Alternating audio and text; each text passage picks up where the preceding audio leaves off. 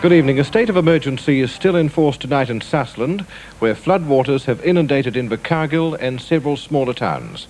Hundreds of people have been evacuated from their homes, and road and rail links have been cut in several places. The flooding follows torrential rain in the province. Most rivers are still rising, and there's concern at the effect tonight's high tide will have on the water levels. Invercargill has lived with this flooding all day now, with 500 people evacuated from homes here since a civil defence emergency was announced at 4 this morning. A solid 24 hours of heavy rain, 134 millimetres, or more than 5 inches, did the damage.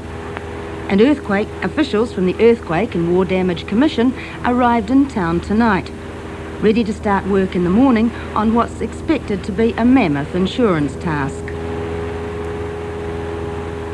This has hit Invercargill City harder than the huge 1978 flood. Drainage and sewerage can't cope. Many telephones are out of order, and those functioning are overloaded.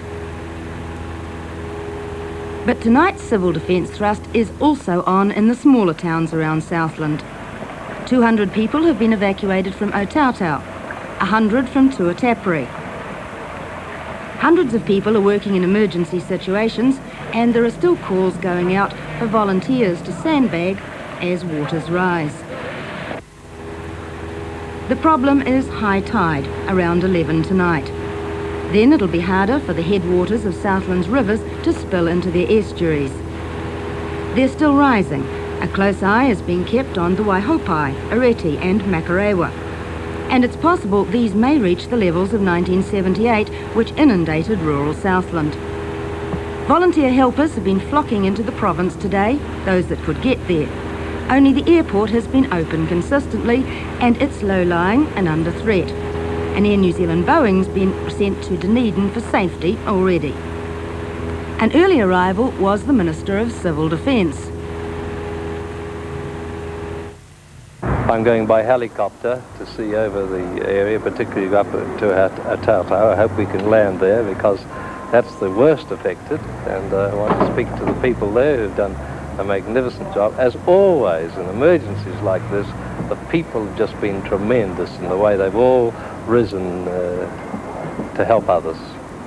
Otautau this afternoon was well awash, but billets have been found for the 200 people who had to leave here. Fiordland too is having its problems. Te Anau had no power for 11 hours, and it's still in an emergency state. Now it's a question of waiting to see what tonight's high tide brings, and the effect on the many rivers which crisscross Southland and are, right now, a serious danger.